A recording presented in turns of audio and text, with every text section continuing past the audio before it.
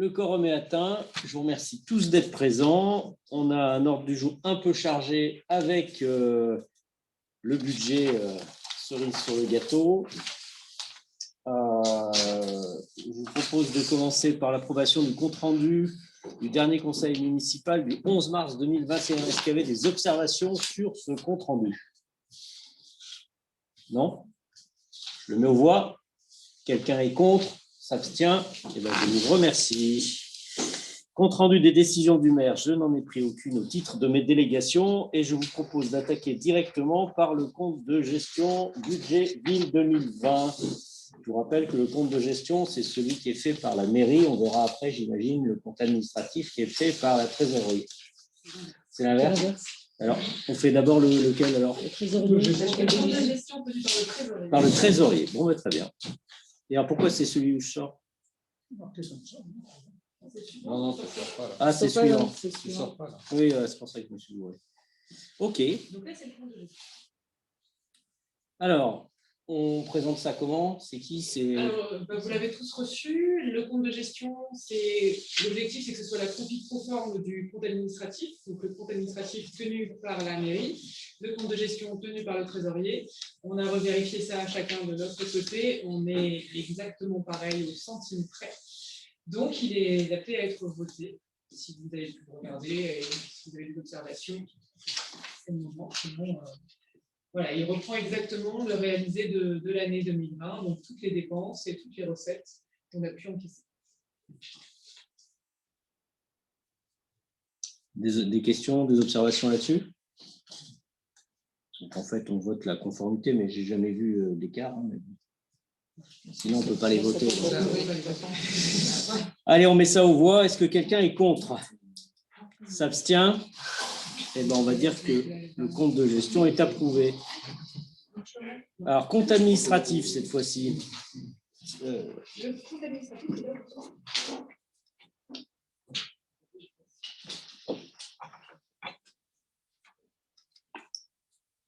Alors, c'est là où vous sortez. C'est là où tu sors. Je ne sors pas tout pour le vote. Si je vous invite à sortir, monsieur le maire. Et c'est marrant parce que suivant les institutions où je participe, si tu veux, c'est pas dans le même ordre, c'est-à-dire je sors toujours au deuxième. C'est bizarre, hein, et normalement j'entends la présentation. D'accord. Mais je veux bien aller me promener. Mais... Moi, en tout cas, vous ne pouvez pas participer au vote. Exactement. Et donc je sors pour le vote. Donc vous sortirez pour le vote si vous voulez. Donc nous sommes sur le compte administratif, donc celui tenu par la commune, qui vous présente toutes les dépenses de fonctionnement, toutes les recettes qu'on a pu encaisser au cours de l'année 2020. Pareil en investissement. Dans les deux cas, dépenses de fonctionnement, en fonctionnement et en investissement, on dégage un excellent. Ce qui nous fait un résultat d'exercice à 279 500 euros. Et en résultat de clôture, c'est-à-dire qu'on cumule investissement et fonctionnement, on est à plus de 670 000. Si vous n'avez pas d'observation, il a été validé par le trésorier. Sinon, on va reçu le compte de gestion.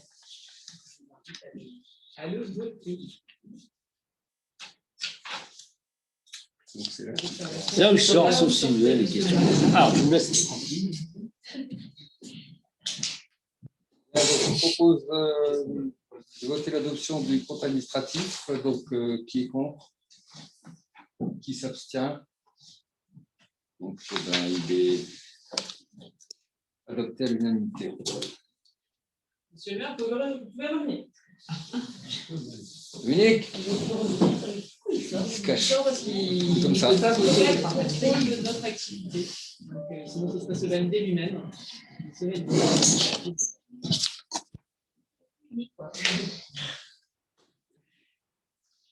Ensuite, on va passer au compte de gestion, cette fois pour le budget des remontées mécaniques, le budget de la régie. Donc, même chose, validé par le trésorier public, conforme au centime près à notre réalisé 2020, à la fois en dépenses et en recettes. Donc, je vous l'avais transmis pour consultation. Si c'est bon pour vous, si vous n'avez pas de remarques. Alors?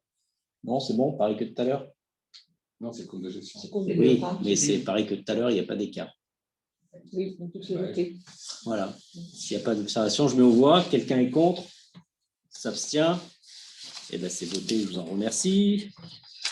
Compte administratif du remontée mécanique. Et bien, même chose, la version commune de notre activité sur les remontées mécaniques pour l'année 2020, validée par le trésorier, puisque nous avons reçu le compte de gestion. S'il n'y a pas de remarques, monsieur le maire, je vous invite à l'écouter. Je ne vous en dis pas plus. Bon, je vais vous refaire la lecture. Donc, en dépenses de fonctionnement et en recettes quasiment, on est à 58 000. En dépenses d'investissement, 7 000. Recettes, 32 000, ce qui nous a fait un excédent de 25 000.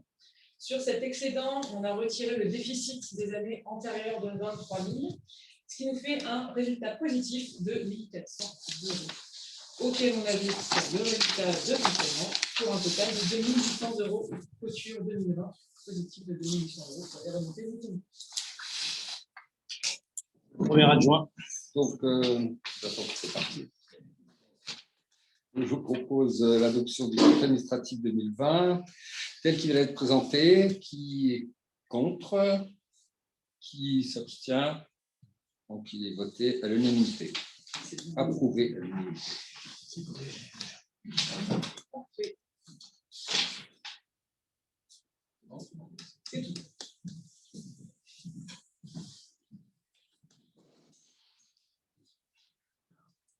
Alors, nous revenons sur le budget de la ville. On a. Je vais afficher.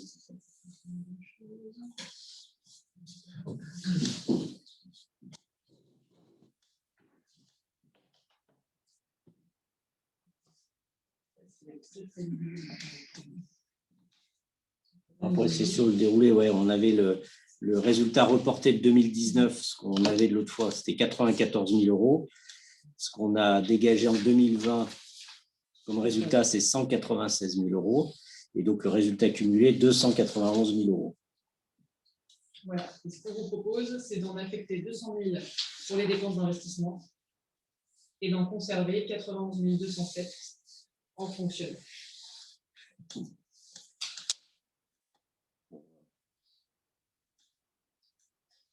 Ça va à tout le monde?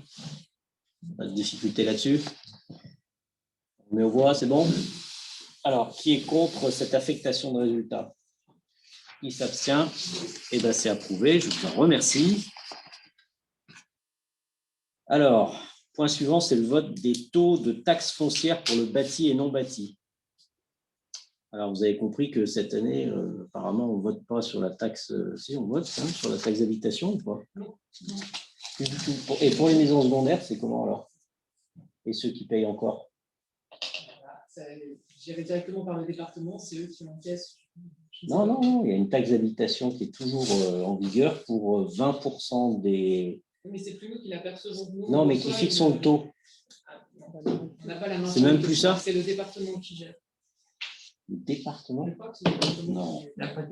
C'est l'État qui a récupéré C'est le. la préfecture.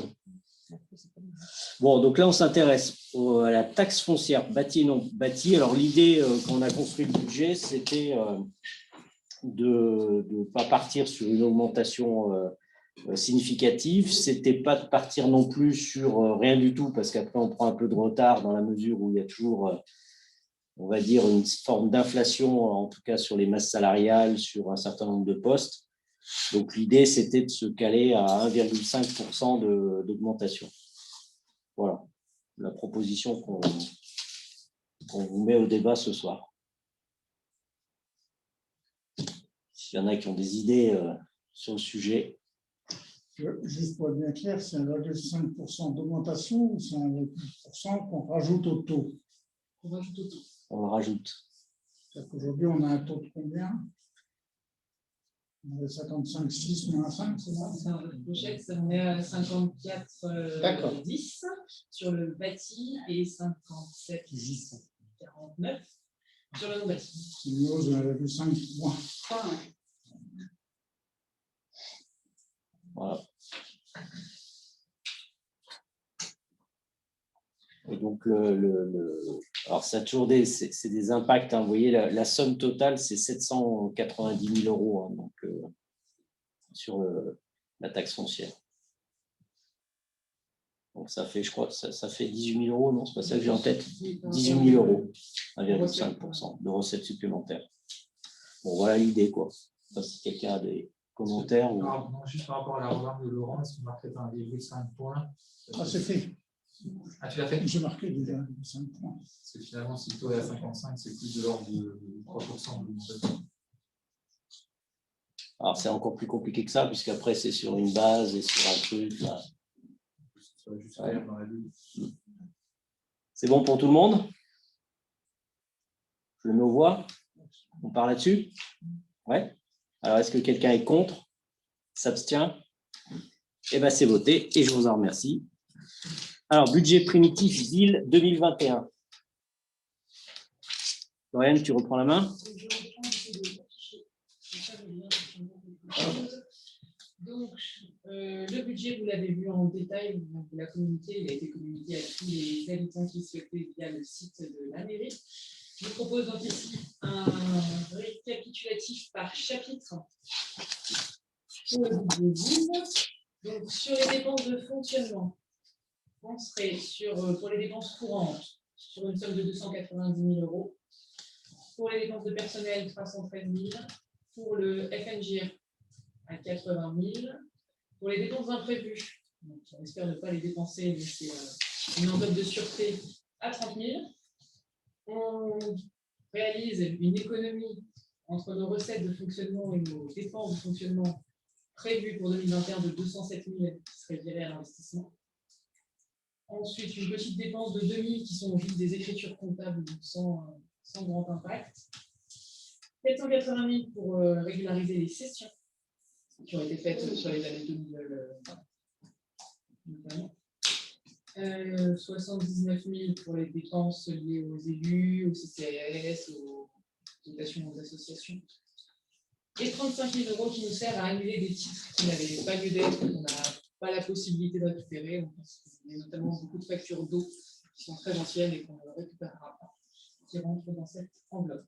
Excuse-moi, le chapitre 65, c'est aussi tout ce qui est subventions, Les CIG, subventions, etc. les contributions Voilà. syndicales. Le syndicat.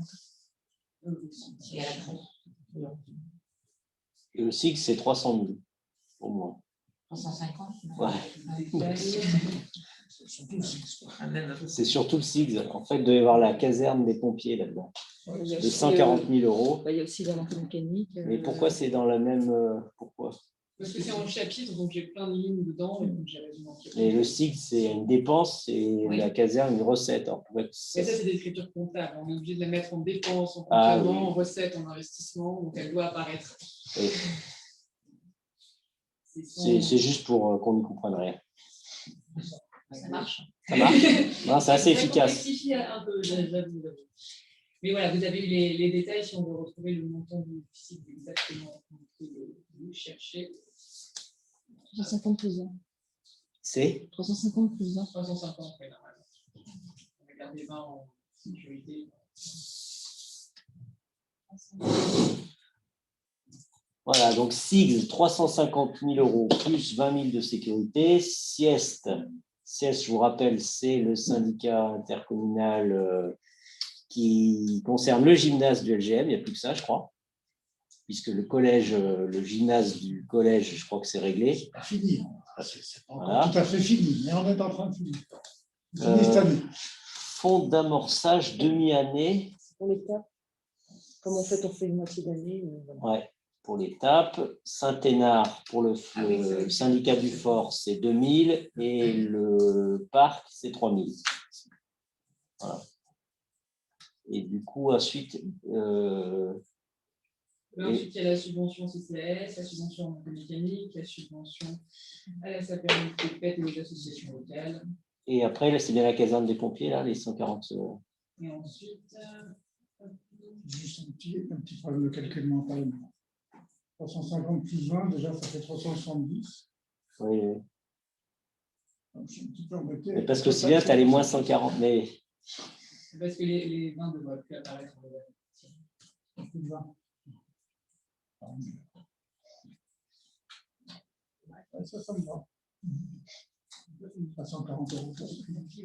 Et tout à l'heure, dans la ligne, il y avait combien il y avait tout à l'heure? 480, donc c'est peut-être les 140 de, c'est ça, de la caserne.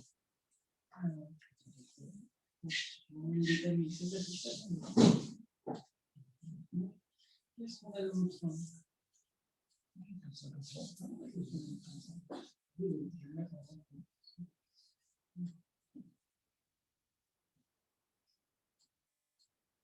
Là. Alors, qu'est-ce qu'on vous cherchez la caserne? Bah, je sais pas, on cherchait à arriver à 480. Alors, ils sont là, donc, c'est cette somme-là. Les 480? Ouais. Bah, donc il n'y a pas la caserne. C'est quoi les 55 là? C'est les indemnités des élus. Et on met un vrac. Ah, c'est comme ça, hein, c'est chapitre 65. Cotisation, formation,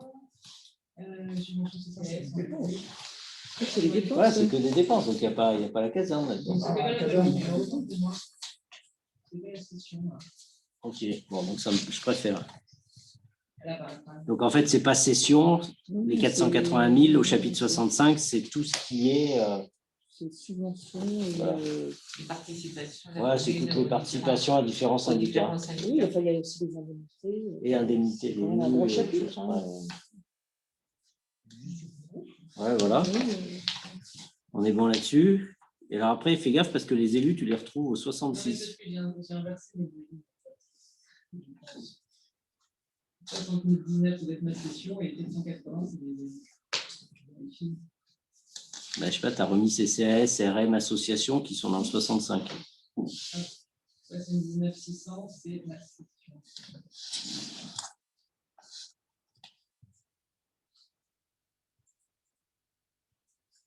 C'est les intérêts d'emprunt. Oui, c'est le 70, c'est ça. Les intérêts d'emprunt. Je ne sais pas, je suis. Toi, tu peux pas corriger ces images. Les 480 000, ouais, je voulais en fait. Les 480 000, c'est élu CCAS, RM, association. 79, les intérêts d'emprunt. Sur le tableau détaillé, c'est juste. Hein. Oui, c'est sur le résumé. Oui, sur le tableau détaillé, c'est juste. Oui, mais comme on l'a au compte rendu, après, il vaut mieux le mettre propre, quoi. En tout cas, le total ne change rien. On est sur 1 512 000 de dépenses de fonctionnement. Soit moins que l'année dernière. L'année dernière, en réalisé, on a fait 1 599 000 de dépenses. Okay. Ensuite, les recettes. Ensuite, les recettes en fonctionnement. Donc, les 91 000, c'est l'affectation du résultat qu'on a vu tout à l'heure, donc notre excédent des années précédentes. Donc, on a mis 200 000 en investissement et ici, on trouve 91 000 en fonctionnement. 92 000 qui sont les recettes attendues pour gîte, camping et les places de marché, la bibliothèque, de recettes de ce type-là liées aux régies. Ensuite, on a 1 million qui viennent des taxes, donc les taxes d'habitation compensées par la préfecture, les taxes du bâti et non bâti que vous venez de voter, et autres compensations de l'État et dotations qu'on peut avoir. Tout à l'heure, tu as dit qu'il y avait 700 000 de taxes foncières, ouais. Ce qui me paraît déjà beaucoup, et là, du coup, il ne reste que 300 000 pour la taxe d'habitation, ce qui me paraît faible, parce que de mémoire, c'est assez équilibré, non? 792, c'est le total des taxes. Ah, c'est avec habitation et foncier. Oui, donc tout à l'heure, il faut faire gaffe, Laurent, tout à l'heure, comment c'était aussi. Ça nous fait un total de recettes. Ouais, de recettes, mais ce n'est pas que le foncier, comme on discute. C'est marqué la taxe foncière à l'habitation. Ouais, d'accord. Non, mais tu vois, je n'avais pas bien percuté. Et Ok. donc là, dans le détail, si vous voulez le détail des autres recettes. C'est peut-être dans la délivre justement sur les taux de taxes foncières, c'est pas clair, Laurent. Si tu es dessus. Donc on a la taxe 0,6. foncière et d'habitation à 792. On a 110 000 qui nous viennent. Courir aussi. Parce que je sais que c'est le montant exact de la dotation, la commission de compensation. 30 000, la dotation de solidarité entre les communes. Et 70 000, c'est ce qu'on attend. Là, c'est une estimation sur les droits de mutation. C'est les droits qu'on touche quand il y a des ventes de bâtiments entre particuliers.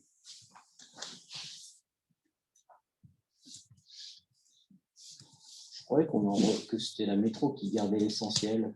La métro garde la taxe d'aménagement. Ah, nous, c'est la taxe de Nous, on touche les droits de mutation. Ah oui, qui revient du département. C'est là où Ouais. le département.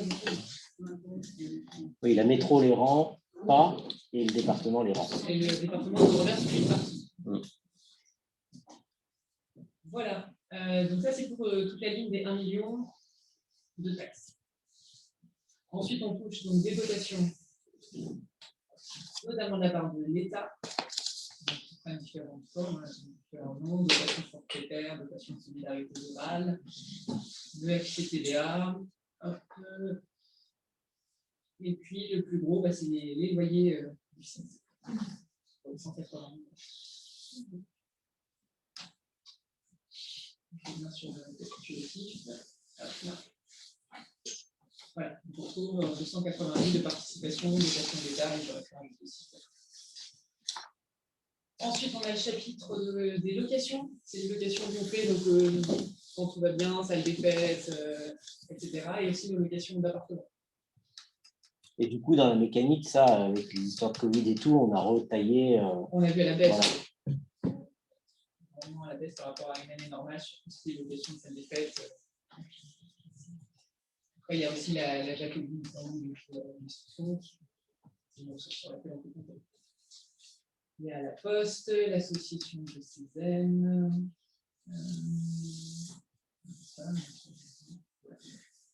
Ok.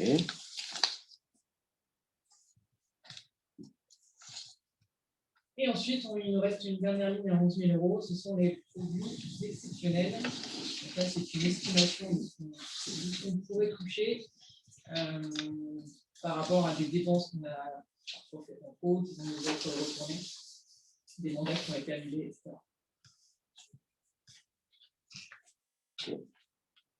Tout ça pour un total de recettes d'un 519 €. Le budget est donc parfaitement équilibré entre les recettes et les dépenses de fonctionnement.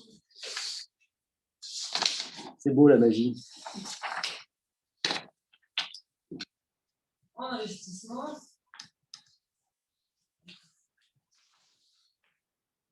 on retrouve donc 430 000, ça c'est l'opération patrimoniale, c'est l'achat de la maison. Des écritures comptables. Et voilà, là, c'est la spécificité, c'est qu'on a dû mettre cette année la totalité du montant, même si on ne dépensera pas la totalité du montant, puisqu'on va aussi la retrouver en recettes. Ne reste que l'échéancier qu'on doit payer pour cette année 2021. Je vous rappelle, pour ceux qui ont plus ça en tête, qu'on a négocié l'arrêt du viager, puis la renégociation avec l'EPFL du remboursement de cette maison. Et donc, on a conclu sur un montant de 430 000 €, ça doit être ça, à rembourser sur 10 ans, je crois. C'est 10 ans. Donc, chaque année, 43 000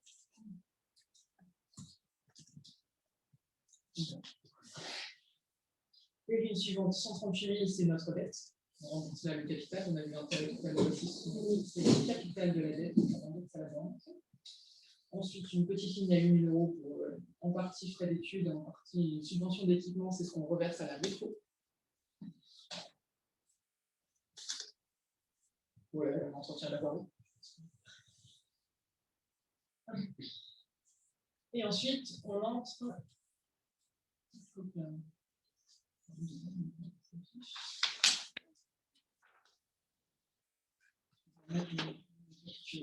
Voilà. Alors, dans les dépenses qu'on a prévues, donc pour le Marais d'Essagne, le plan de gestion se poursuit, donc une petite dépense. L'achat d'un terrain au niveau du PETE. Et ensuite, voilà, première ligne. La ligne en dessous, c'est le projet de réfection de l'enrobé du terrain de basket et de l'équipement du terrain multisport. sera engagé et réétudié si on obtient les subventions. Ensuite, on a des petites lignes de détail. Vous avez ensuite la ligne hôtel de ville, qui est donc l'échéance qu'on paye cette année pour l'achat de la mairie, 50 000. Ensuite, les travaux qui sont prévus pour la rénovation énergétique des bâtiments. Donc, rénovation de façade, changement de menuiserie, changement de la porte d'entrée, des éclairages, etc. L'achat des codes pour le camping, la rénovation de la salle des fêtes. Alors, une possible rénovation du beffroi. Encore une étude.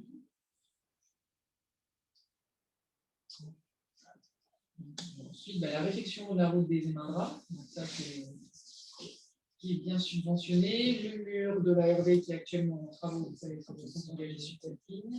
Changement d'un côté électrique, achat d'un petit peu de matériel, construction d'un bâtiment pour stocker le sel, etc. Tout ça pour un montant donc, de 500 000 de projet.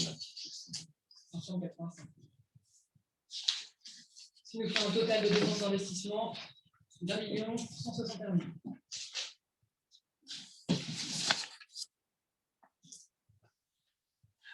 Et en face, les recettes prévues pour les investissements. Donc, on retrouve l'excédent reporté des années précédentes, c'est-à-dire ce qu'on n'avait pas dépensé en investissement les années précédentes, qui nous revient là pour un montant de 378 000. On retrouve l'écriture comptable de l'EPFL, c'est-à-dire de l'achat de la mairie pour un montant de 430. 430 plus les 50 000 qu'on dépense réellement, on retrouve le montant, le premier montant qu'on a discuté. Ensuite, on a les 200 000, donc on affecte du résultat à l'investissement pour permettre de financer le projet. Et ensuite, viennent les subventions, donc on demande en fonction des projets mis en œuvre. 84 000 pour la route forestière des vallées du Méandra, 66 000 pour les rénovations énergétiques, 15 000 pour les pods, 17 000 pour le départemental, 27 000 pour l'aménagement du terrain multisport, à nouveau pour les pods, parce que c'est des subventions différentes, 28 000, etc. Et on va toucher le solde de subvention qu'on a déjà obtenu pour l'école, donc les travaux qui ont été bien engagés, quasiment terminés. On va toucher la somme de 50 000 cette année. Je pense qu'on va finir de régler. Voilà, donc pour les subventions, on a un total de 297 000 € attendus. La ligne suivante, c'est le virement qu'on a fait donc, de notre réforme de fonctionnement. Ce qu'on ne dépense pas en fonctionnement, normalement pour l'année 2021, on peut le basculer en investissement, ce qui nous fait une somme de 207 000 €. Donc, notre dépense d'investissement. Pour un total de dépenses sur investissement d'1 548 000 prévus.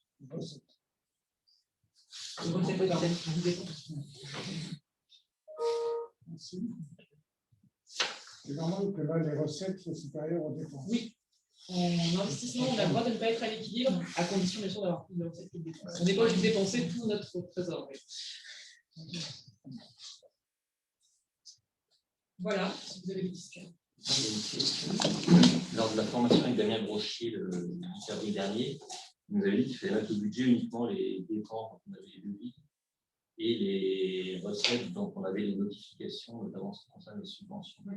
Est-ce que ça veut dire du coup qu'on avait des notifications parce que c'était les subventions dont on a parlé là? Non. Damien Brochier, c'était son conseil. Après. Un budget sincère et véritable, tout à fait. Donc, il est véritable, il est sincère au plus près. Après, on n'a pas la certitude d'avoir toutes les subventions marquées. Le problème, c'est que si on suit exactement les recommandations de M. Brochier, on va devoir faire beaucoup de DM, de décisions modificatives au cours de l'année. Et quand j'en ai rediscuté avec lui, il m'a effectivement dit qu'à l'échelle de notre commune, c'était peut-être pas le plus judicieux. Comme on n'a pas un budget gênant, on n'est pas dans des tensions financières pour cette année, on peut se permettre de mettre les dépenses et les recettes estimatives. Si on ne les fait pas, ce sera de l'argent en plus. On fera des DM dans l'autre sens si on ne réalise pas ces dépenses-là. Non, si on ne les réalise pas, ça fait juste qu'on a une recette, un résultat à la fin de l'année qui est positif, parfois très fortement positif, il y a beaucoup de projets qu'on ne fait pas, et qui seront renvoyés donc en 2022 sur notre budget d'investissement comme une recette et après être dépensé sur les années prochaines. Ah, mais s'il y a des projets où on attend une subvention, si on n'a pas de subvention, on ne prend pas les projets. Ouais. C'est ça. D'accord, non. On engage le projet quand on a la notification écrite. En fait, on n'a pas le droit de. Enfin, si on veut toucher les subventions, on ne peut pas, sur des projets qu'on lance sans avoir l'accord, on ne peut pas toucher les subventions. Donc, en fait, la mécanique fait que si on veut toucher la subvention, il faut attendre d'avoir l'autorisation, entre guillemets, de les lancer pour les lancer. Donc, du coup, ça, en général, il n'y a pas trop d'incertitude. L'incertitude, elle joue à la fois sur la dépense et la recette, finalement. Et si on ne touche pas la recette, en général, on dépense plus, c'est malheureusement assez favorable pour le grand équilibre. Puisqu'on dépense moins en perdant une petite recette, enfin une recette proportionnellement plus faible.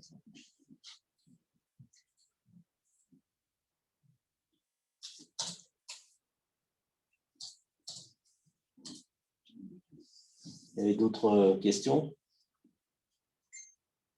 Bon, après, c'est toujours le grand jeu du budget, hein, c'est-à-dire qu'on met, comme disait François, on essaye de mettre les projets qu'on imagine faisables. Après, souvent, ils sont décalés d'une année, souvent, il y a un autre truc qui arrive en urgence, souvent, bon, les choses peuvent évoluer, mais ça donne quand même des volumes que je trouve quand même intéressants pour l'année qui vient, où on a on va dire, une masse de matière à usiner là, qui est intéressante et qui devrait nous permettre de sortir quelques projets, quoi.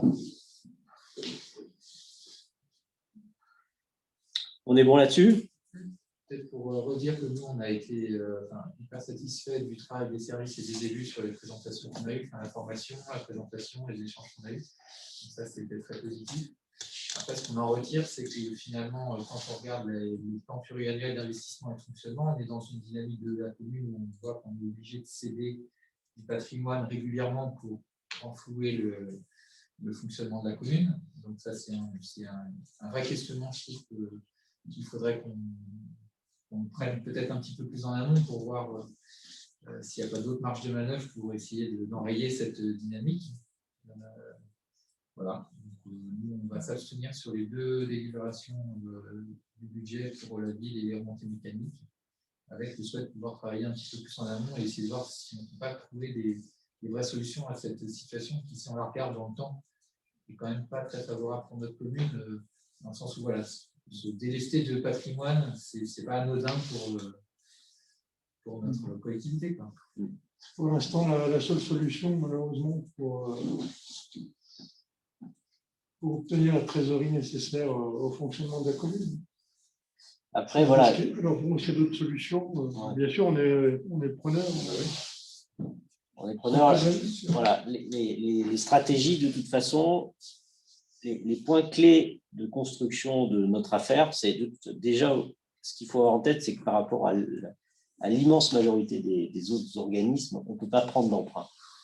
On est toujours sous surveillance de la préfecture, on est toujours en situation critique budgétairement, ce qui veut dire qu'on ne peut pas prendre d'emprunt. La quasi-totalité des autres communes, etc., quand ils font une opération, il y a un équilibre qui est trouvé avec une partie emprunt qui peut être raisonnable, hein, mais qui permet quand même d'avancer. Nous, on n'a pas le droit à ça, donc il faut à chaque fois vraiment financer sur les seules ressources dont on dispose. Ça, c'est un truc qui a commencé il y a 6 ans, 7 ans maintenant, et qui va durer, enfin, je vois que vous en avez bien conscience, qui va encore durer un paquet de temps, c'est-à-dire jusqu'à ce qu'on ait résorbé, en gros, le PFL. Donc, on vient de se dire qu'il y en avait pour 10 ans sur cette maison-là, qu'on résorbe les emprunts de la place, hein, par exemple, qui ne sont toujours pas terminés, et puis derrière, ceux de l'école qui vont encore mettre un paquet de temps avant de s'éteindre. Alors, il y a un moment, on retrouvera peut-être quelque chose de correct, mais du coup, notre stratégie à chaque fois, et c'est pour ça qu'il y a des choses obligatoires, comme un chemin qui s'écroule, le mur cotave, on n'a pas le choix, ça tombe, ça présente un risque.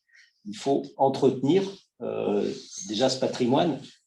Donc ça, c'est des éléments clés du budget. On entretient notre patrimoine, c'est-à-dire ce qu'on a, on l'entretient. Il y a énormément de communes, y compris la nôtre dans le passé, qui n'a pas entretenu son patrimoine, c'est-à-dire des bâtiments restés en l'état, comme ça, à rien faire, ou des terrains Et ça coûte de l'assurance, de l'entretien, des choses qui ne sont pas faites et qui, dans le temps, finissent par coûter cher. Donc, la vente du patrimoine, ça a aussi un effet qui se coule, c'est qu'il y a moins d'assurance, moins de taxes à payer, moins d'entretien à payer, ce qui va dans le bon sens. Deuxième chose qu'on essaye de faire, c'est d'investir.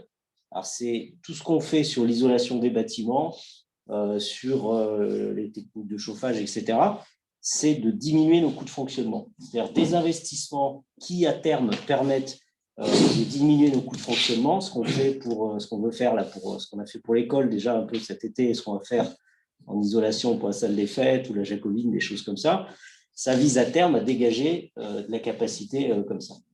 Alors après, le patrimoine de la commune,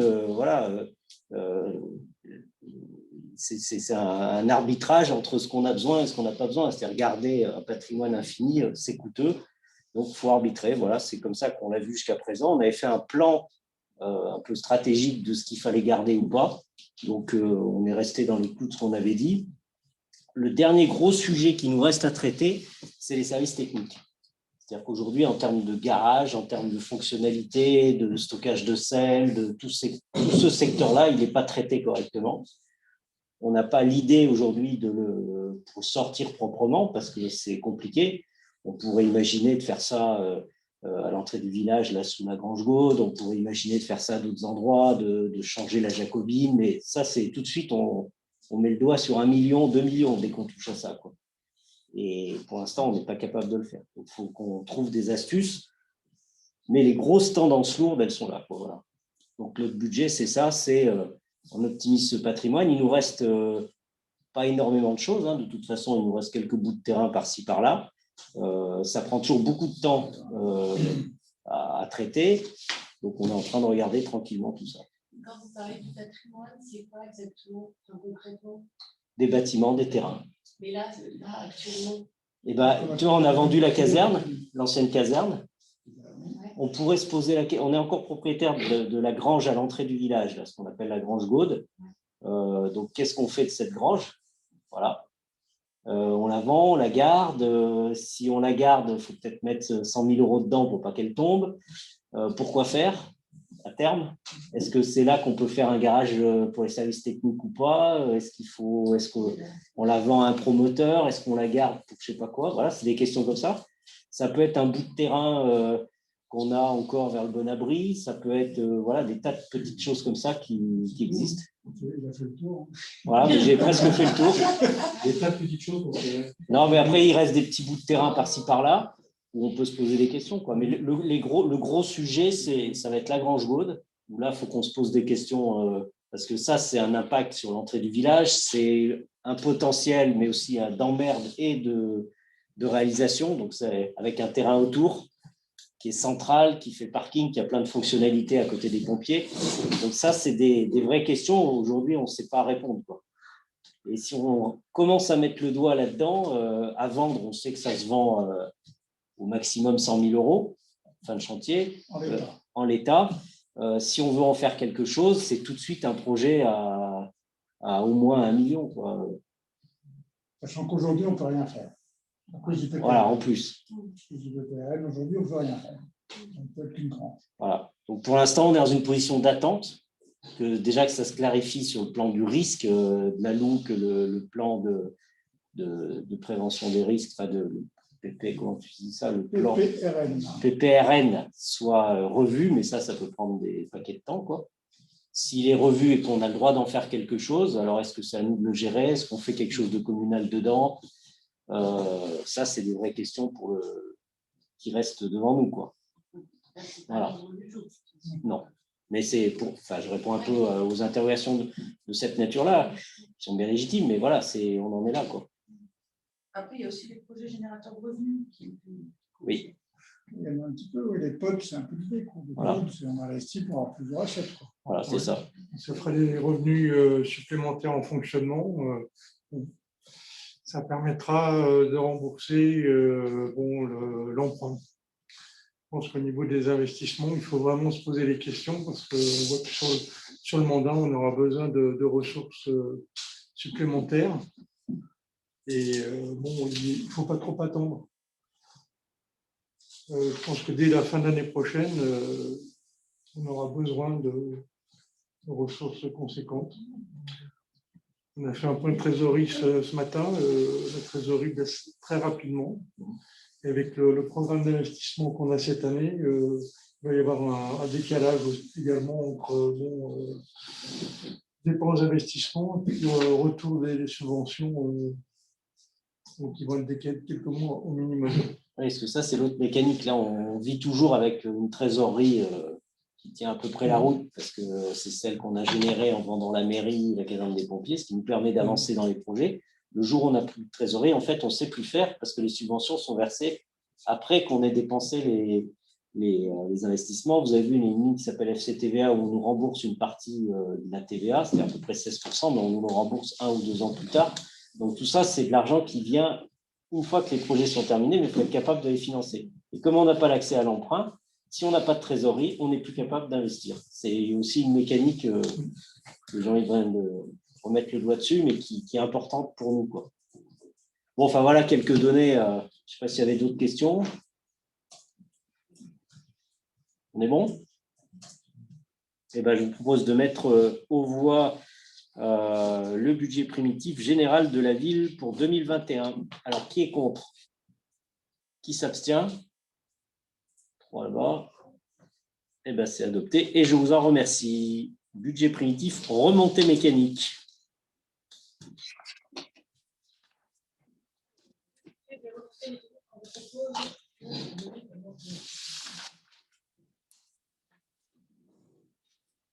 Il est très simple, il est beaucoup moins vite que celui-ci.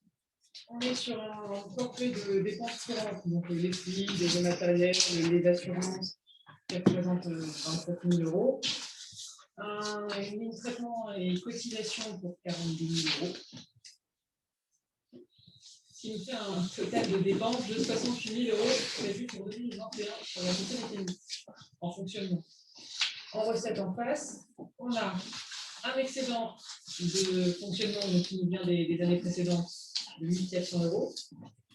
On espère des ventes de forfait si la neige est à nouveau au rendez-vous et le Covid nous laisse sauver. Et puis une subvention mairie donc, pour permettre d'équilibrer le budget.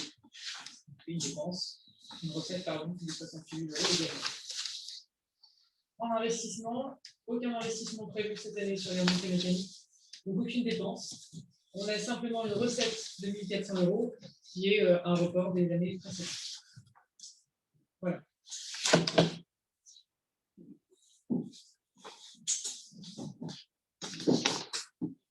Des questions là-dessus? En gros, on a 9 000 de recettes pour 78 000 de dépenses. On met, chaque fois que quelqu'un met 1 €, on en met à peu près 6 fois plus ou 7 fois plus que la mise au départ, c'est ça? C'est ça, en sachant que là, on est sur une année. Quand tu vends un forfait de 10 €, nous, quelque part, on investit dessus, on met 80 €. Le vrai prix du forfait devrait être 10 fois 7 plus, 9 fois plus élevé que ça. Alors là, en prix de revenu. Oui. Là, on est sur une année civile. On n'avait pas civile. conscience du décalage. Voilà, attention, écoute le truc parce que l'année est particulière parce qu'on a raté la moitié de l'année. Voilà, on est sur une Déjà. année civile. Donc, on va de janvier à décembre. On sait déjà que janvier, février, mars, c'est bien passé. Donc, on espère les 9 000 uniquement sur la fin d'année. C'est normalement le moment où on fait le moins de chiffres, parce que là, on a un peu moins de neige. Bon, enfin, comme si on arrive à ouvrir. C'est pour ça que c'est une estimation basse, très basse. Et Si sur l'autre moitié, on ne sait pas. Et sur l'autre moitié, comment? S'il y avait eu l'autre moitié. Si on visualisait l'autre moitié, si on avait fait l'autre moitié, on était plus sur 20 000 € espérés. En sachant qu'on est toujours sur des estimations basses. Voilà. Après, normalement, on devrait toucher un peu à 8 000 € devrait arriver pour compenser le fait qu'on n'ait pas eu le droit d'ouvrir. Mais ce n'est pas encore fait, c'est pour ça qu'on ne le met pas. Si, on l'a mis à 1000. Ah, tu l'as mis, c'est bon. 8 400 € Voilà. C'est prévu, ça. C'est la recette. Ça vient compenser effectivement le manque de vente parce que année sinistrée. Mais en 2020, le total dépenses a été compensé par le total recettes, c'est bien ça? Alors après, il faut faire gaffe parce que les recettes, c'est surtout de la subvention du budget ville, quoi. En fait, c'est le budget, c'est la commune qui paye, quoi. Après, il y a un tableau qui est intéressant que tu avais fait passer Florian, sur les subventions dont on peut bénéficier grâce au fait qu'on soit une station. Ouais, alors après, on ne va pas refaire le débat ce soir sur la station de ski, mais ce que disait Isa, c'est quand on regardait un peu les chiffres pour avoir en tête, le fait d'avoir une station de ski permet d'avoir des subventions sur d'autres lignes. Parce que sinon, on n'y a pas droit. Ensuite, ce qu'il faut avoir en tête, c'est que le budget tel qu'il, les dépenses telles qu'elles sont faites, c'est notamment, entre guillemets, les salaires, c'est pas des salaires qui sont payés en pure perte. C'est-à-dire que derrière, il y a du travail, il y a des choses qui sont faites, et pas forcément que sur le domaine alpin. Non, ils ont servi, enfin, cette année en tout cas, ils ont travaillé sur tout ce qui est services techniques et notamment tout ce qui est maintenance de tout le matériel roulant de la commune a été révisé comme ça, quoi. Donc ça permet de faire d'autres choses. Et puis le troisième chose qu'il faut avoir en tête, c'est que c'est pas surtout si on n'investit pas dans des machines autrichiennes ou je sais pas quoi, ce qui est le cas, on se retrouve avec, entre guillemets, dans des circuits courts où on repaye des salaires à des gens du coin, où on paye des taxes de passage à des propriétaires terriens, etc., qui sont aussi agriculteurs, forestiers. Enfin, on est toujours dans ce système-là. Donc, c'est, entre guillemets, au global de notre système à nous, notre territoire, ce n'est pas un truc en pure perte. Maintenant, ce n'est pas gratuit, quoi.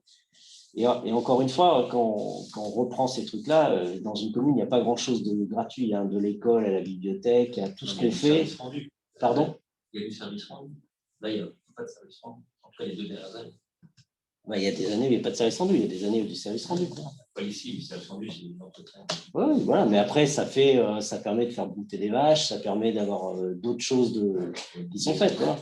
Non, mais ça paye des salaires, ça entretient des engins, je ne te dis pas que c'est extraordinaire et que c'est vraiment le truc génial, mais il faut savoir que ce n'est pas juste un trou voilà, qu'on jette bêtement du fric, c'est quand même, c'est pas perdu, quoi, pas perdu pour tout le monde. Voilà. Ouais. Voilà, alors après. Vu le demi-année, vu l'année que tu dis, fait un rapport.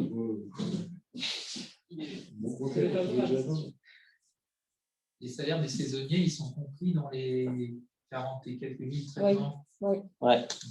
Il y a les merchistes là. Walou. Il y avait d'autres questions là-dessus? On se le met au vote. Quelqu'un est contre? S'abstient? 3, 4. Eh bien, c'est adopté et je vous en remercie. Question suivante. Sieste. Cession d'une parcelle proche du collège des Buclos à la commune de Mélan. J'explique en 2 minutes. Pour terminer effectivement la fermeture du sieste, il convient de céder gratuitement au département et à la région, alors ce cas-là, c'est le département, qui est encore propriété du syndicat.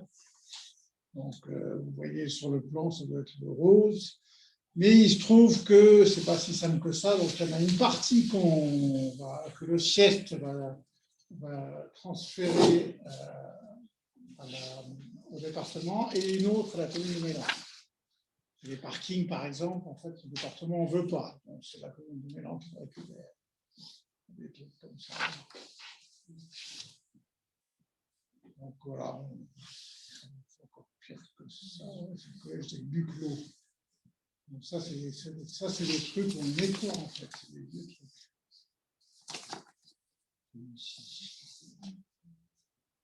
En fait, en faisant les opérations de fermeture, Michel Albouy qui s'occupe de ça, déterre des cadavres. Ça, c'est un truc. Oui, je pensais que c'était Jules Cambra, mais non, c'est des Buclos. C'est Buclos, c'est un autre. Ouais, c'est un truc qui restait en fait au sieste et qu'il faut nettoyer avant de fermer. On en a quelques-uns comme ça.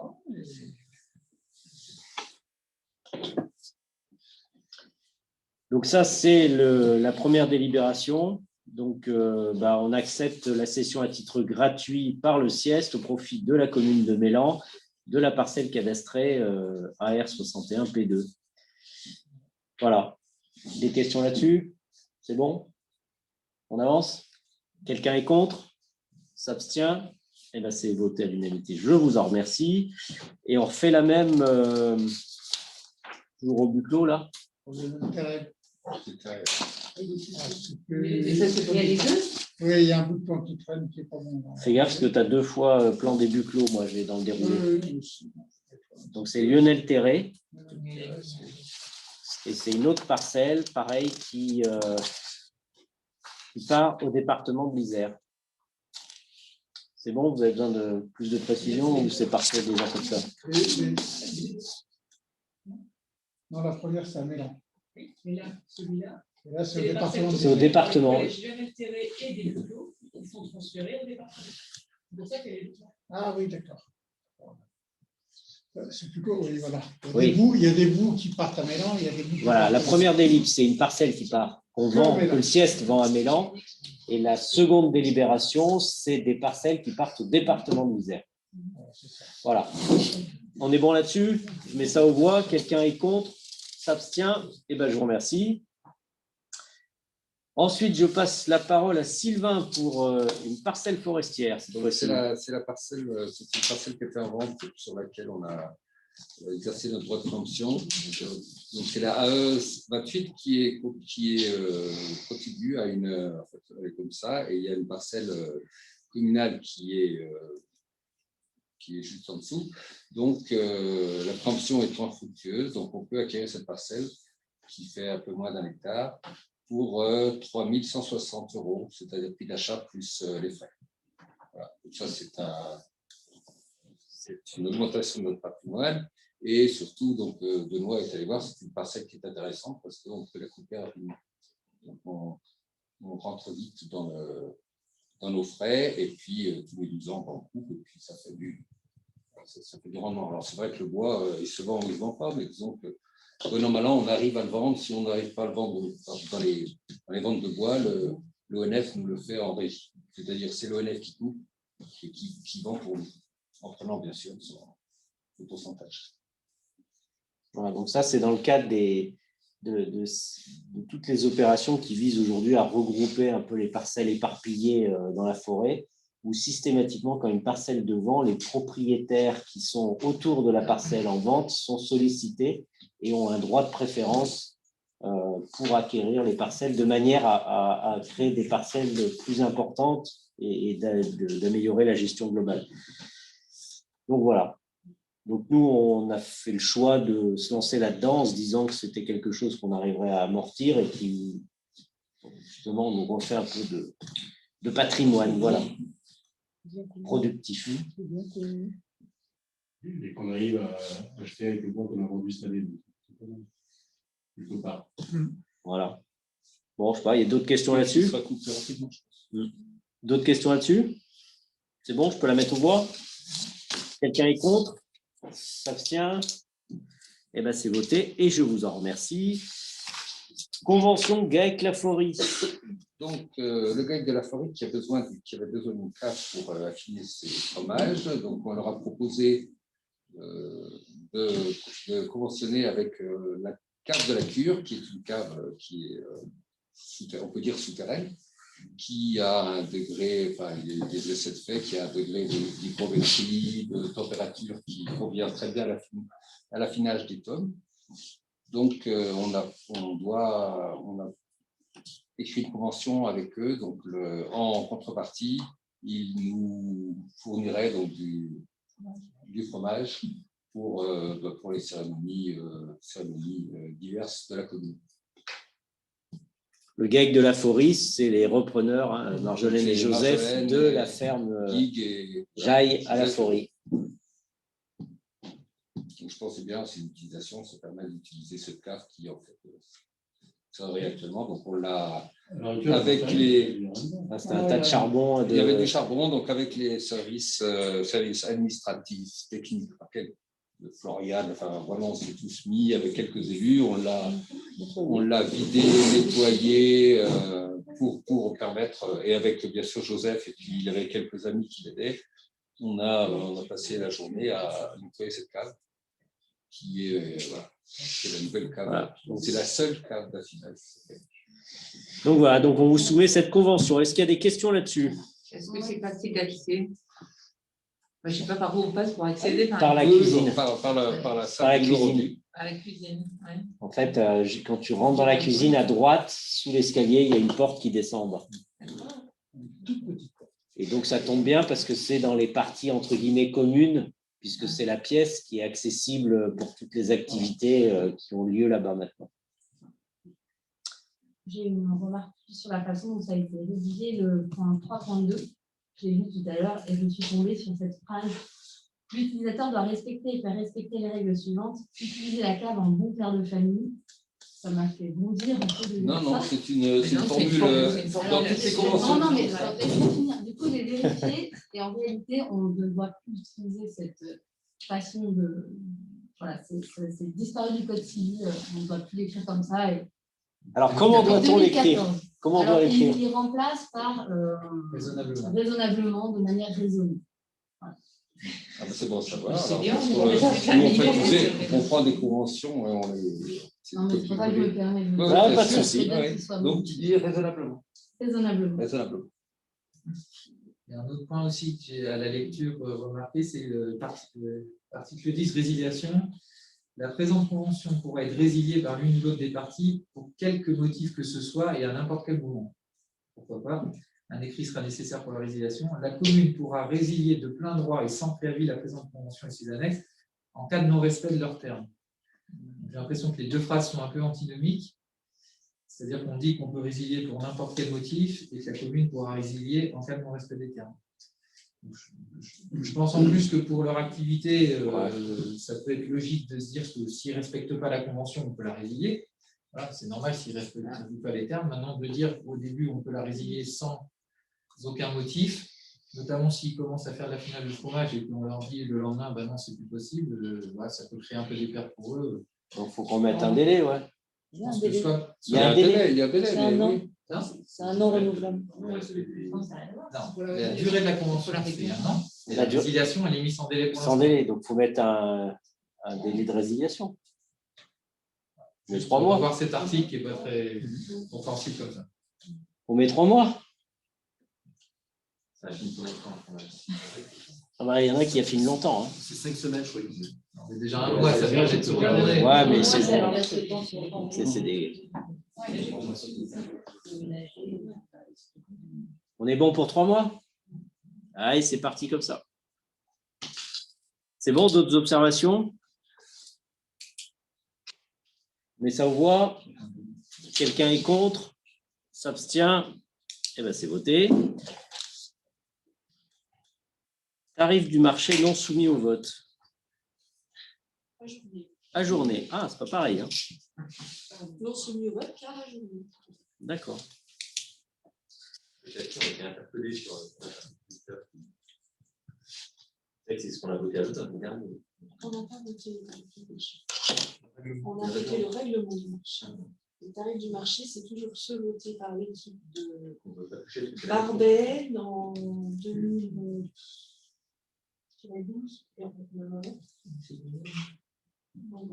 Oui, on peut pas toucher parce que c'est de la compétence de la maison. On les soumettra au prochain. On les soumettra au prochain conseil. D'accord. On est en train de regarder parce que c'est un sujet compliqué, finalement. Par la compétence métro? Non, apparemment, avec la métro, il y a eu des réunions, c'est en train de s'arranger. Donc, on reprend un peu d'espace. Et du coup, comme on reprend un peu d'espace, on va pouvoir probablement retoucher les tarifs. D'accord.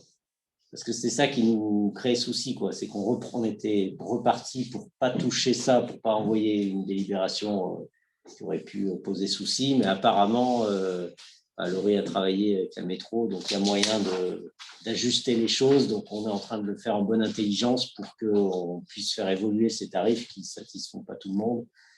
Et voilà. Donc, ça, on vous en reparle dans un mois. C'est ça? Mais pour revenir aux échos que tu as certainement introduits, Radio Sapé a très bien fonctionné. C'est des gens qui ont des stands qui sont Oui, peut-être qu'en fait, ils ne pourraient pas continuer à tenir ces stands. C'est parti, l'histoire est partie de commerçants du marché, de commerçants du marché qui ont lancé le truc, mais sans venir nous voir. Donc, sur la façon de faire, je Comme reste qui nous a fait après très, les élus, ça paraît. très dubitative et très déçue. Voilà. Après, il faut quand même comprendre que les commerçants payent des loyers. Les commerçants à l'épicerie, par exemple, elle a un loyer. Quelqu'un qui est sur le marché, c'est un peu normal. Non, mais comparé par exemple à Saint-Pierre où c'est 60 € à l'année, là on a des tarifs à 35 € le mois, et qui sont pareils qu'on est à 30 de 1 mètre de large. Oui, mais ça se travaille. C'est juste qu'ils voulaient discuter. Voilà. J'aurais dit d'aller discuter Dans les avec appels. eux. Après, Voilà. oui, On les a pas vus, on les a pas entendus. Et la façon de faire, moi, je trouve que c'est très décevant. Bon, Non, mais voilà, quand la personne viendra me voir, je lui dirai, il n'y a pas de souci. bon, il faut savoir que les marchés, c'est toujours très compliqué. Et Voilà. puis pour information, depuis avril Toujours. 2020, le marché n'est pas payant. C'est bien parce qu'il Il le faut juste le rappeler aussi. C'est bon pour ça, donc comme on n'en parle pas plus longtemps, tout va bien. Point suivant, alors, comment c'était ? Là, je vais vous expliquer, parce que là, c'est compliqué. Alors, le point suivant, le début de l'histoire remonte au projet qui a été fait sur l'école, il y a 2 mandats. Je vais essayer de projeter. Ouais. Ah oui, ça serait bien. Quand Pardon. La convention avec La convention avec le GAEC, oui. Oui. Là, on est sur le Avec les projet modifications. Là, on est sur la médiation et le protocole de médiation. Voilà. Donc, on va vous projeter la carte parce que sinon, personne ne va rien comprendre. Est-ce que c'est bon? C'est juste que je vais projeter directement. Il faut jouer un peu des trucs. La vie personnelle s'affichera. Alors, je vous l'explique déjà comme ça pour bien comprendre. Au départ, quand ils ont fait le projet, ils n'ont pas dû être suffisamment attentifs aux limites de propriété entre la commune et le champ qui est sous l'école. Ce champ, il appartient à la famille Recorbet. Et l'angle qui est entre l'angle extérieur, entre la cour de la maternelle et la cour de l'élémentaire, en fait, est situé dans la zone qui appartient au Recorbet. Et donc, il y a un triangle d'environ 12 mètres carrés qui a été occupé par la cour de l'école et par une partie des grillages. Bon, donc ça remonte à un paquet de temps. La famille Recorbet nous a demandé de régler le problème, qui n'est pas super facile à régler. Donc, c'est l'angle entre UA2 et AD 160. Donc, le premier souci, en fait, c'est que quand ça a été construit ici, donc la limite de Recorbet, c'est ça. Ici, vous avez la zone UA2, c'est constructible, qui a été découpé comme ça, avec ce triangle-là. Et ce triangle-là fait aussi l'objet d'un emplacement réservé pour une extension future de l'école. Ça a été construit comme ça, je pense en 2015. C'est du temps de Caracas en 2015, quand ils ont refait le poste. 2015. Non. Non, 2005. 2004. 2004. Je voulais renvoyer. Ouais, 2004, pardon. 2004. Et en plus, quand il y a eu les travaux, en fait, ici, la barrière, elle fait plutôt comme ça. Voilà. Il y a un petit triangle de 12 mètres carrés qui a déjà été volé au Recorbet. Voilà, ça, c'est la situation de départ. Alors, une fois qu'on s'est dit ça, la famille Recorbet, ils sont 3 ou 4 frères et une sœur, et la sœur est mariée à un monsieur Chancelade, qui est décédé très récemment et qui était une personne particulièrement procédurière, qui faisait des procès à tour de bras et donc qui nous en a fait un certain nombre, et donc qui s'est lancé dans un procès pour ces 12 mètres carrés contre la commune. Et notre avocat nous explique clairement qu'on n'a pas de capacité comme ça à occuper le terrain d'autrui pour quelque motif que ce soit, et que c'est une affaire ingagnable, c'est-à-dire que dans le meilleur des cas, on perd dans cette affaire. Alors, si on perd, on est condamné à leur remettre leur terrain en l'état. Alors, c'est particulièrement complexe parce que, en fait, comme les barrières sont sur le terrain recorbé, le talus lui-même, qui supporte l'école, est aussi sur leur propriété. Et donc, si on doit remettre en état le terrain suivant la pente naturelle du pré qui est loin, en gros, je vous fais court, mais il faudrait réduire sensiblement la cour, construire un mur de soutènement ou perdre une pente de talus sur peut-être une dizaine de mètres. Enfin, ça rognerait sérieusement toute cette zone de cour, quoi. Il faudrait refaire toutes les barrières, refaire la zone de cour, construire, faire des travaux assez pharaoniques. Autant vous dire que ce n'est pas hyper simple. Donc, ils nous ont attaqués en réclamant leurs frais de justice, des pertes de jouissance de je ne sais pas quoi, de 5 000 €, nous réclamer les 12 mètres carrés à 12 mètres carrés à, je sais plus combien, à 170 € le mètre carré, puisqu'on est en constructible. Enfin bref, ils ont aligné comme ça leurs prétentions au tribunal. Bon, comme M. Chancelade est décédé, deux des frères, Marcel et Jean-François, c'est celui qui habitait juste au-dessus de Blois, là-bas, là où habite Théo aujourd'hui, sont venus nous voir en nous proposant une médiation. Donc, on a accepté la médiation. Donc, le contrat de médiation, c'est qu'il y a un médiateur qui a été désigné par le tribunal administratif. Et donc, on s'est retrouvés, Laurent et moi-même, dans cette médiation pour essayer de faire avancer le dossier.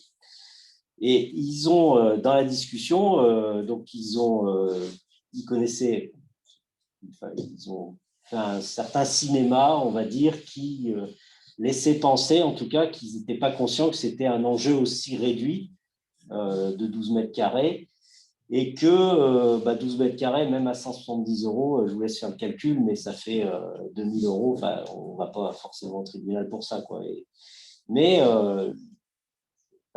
ils n'étaient pas prêts à régler le problème pour 2 000 € parce que c'est tellement grave ce qui a été fait. Et donc, il y a eu une discussion un peu longue qui s'est établie et on a fini par proposer une solution qui était de leur racheter la totalité du triangle constructible. Qui fait 550 mètres carrés. C'est-à-dire tout le triangle inférieur, là. Ils doivent vendre à personne d'autre qu'à nous. Qui peuvent vendre à personne d'autre qu'à nous. Parce qu'il est en placement réservé. Justement, voilà.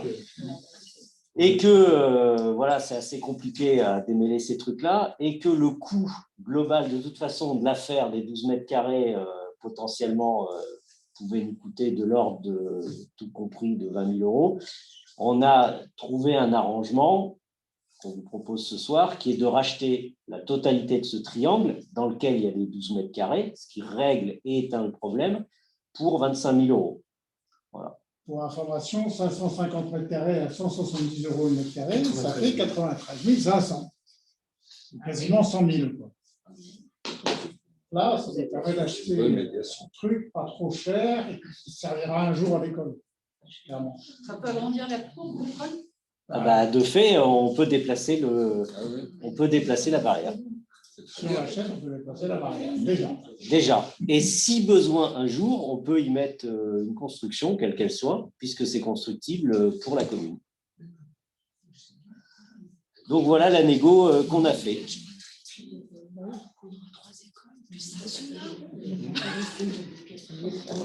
Alors, la barrière de l'école, c'est le trait qui est sous le UD2, là, UA2.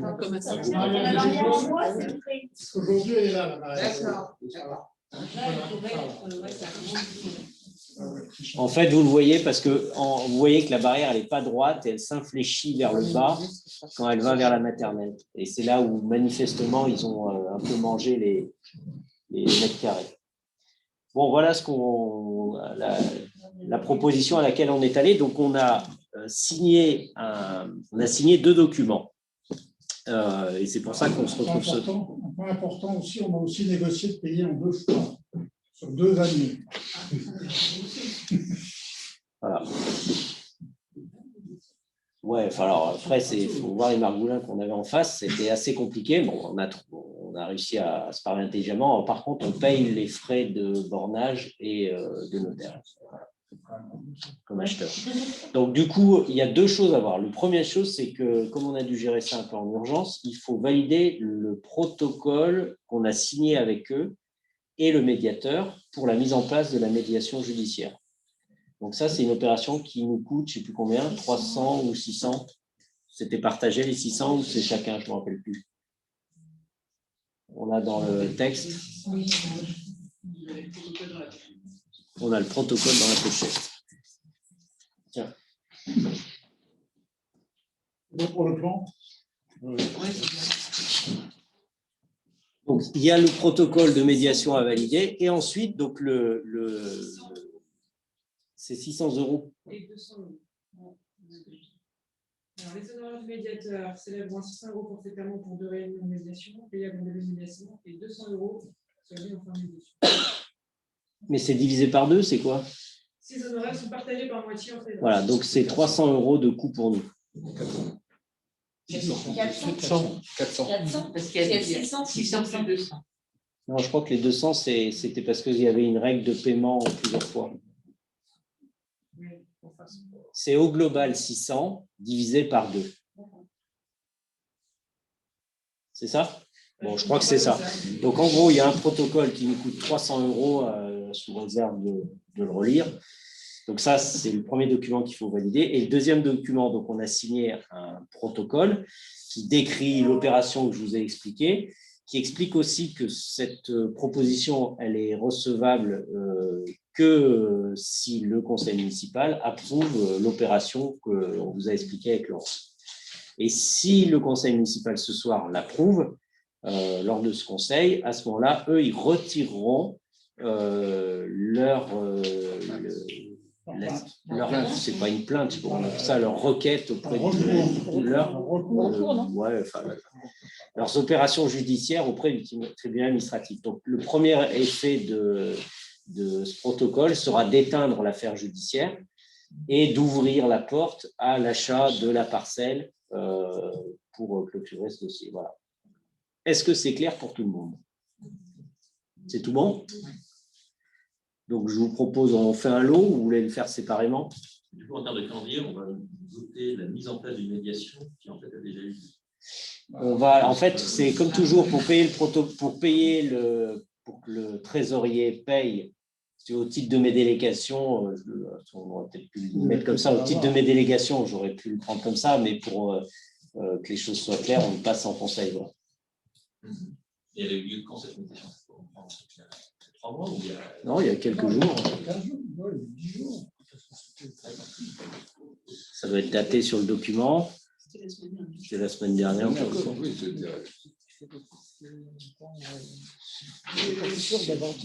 C'était le 30 mars. Semaine dernière, 30 mars. On approuve le recours à la médiation. Après le recours à la médiation. Ouais. Voilà. Donc ça, c'est pour faciliter le paiement du médiateur par l'ATP. Et puis derrière, il y a le protocole tel qu'on a négocié avec la famille Recorbet. Voilà. Et les frais de délimitation de la parcelle. Il y a ça aussi. Oui, c'est marqué. Et les frais de délimitation de la parcelle. on n'en est pas encore à l'acte de... Là, pour l'instant, on ne fait que ça. Donc, on s'en reparlera pour le reste. Voilà. On est bon là-dessus ou il y a d'autres questions? C'est bon? Eh bien, je le mets aux voix pour le package complet. Alors, quelqu'un est contre? S'abstient? Eh bien, c'est voté et je vous en remercie.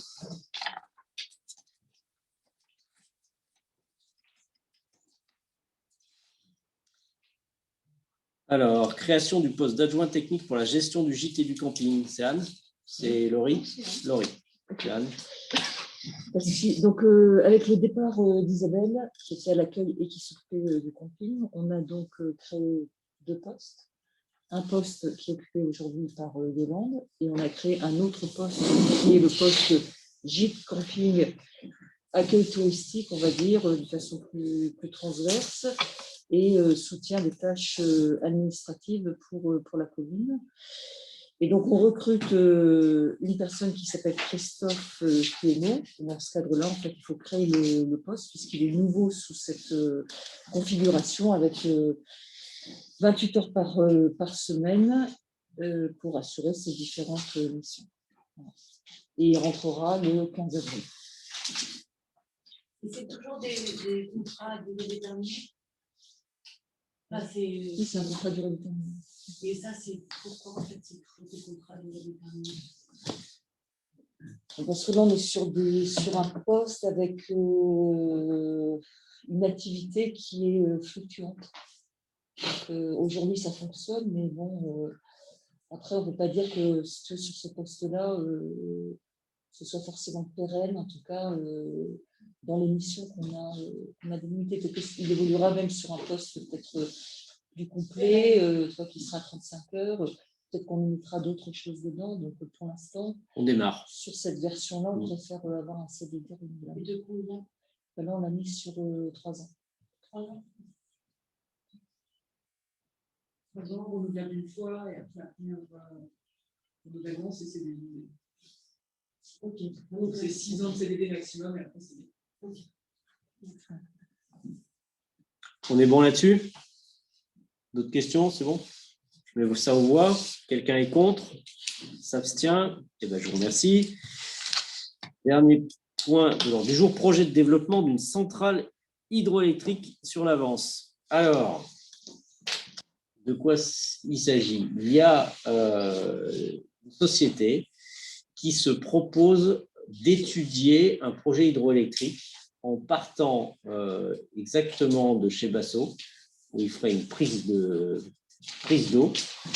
Il descendrait une conduite le long de l'Avance jusqu'à Fontaine-Galante. Fontaine-Galante, c'est à peu près le réservoir de sel, là où il y a les blocs de béton, enfin le transfo Enedis, etc. Il y a un captage d'eau là, de Coran, donc c'est en dessous.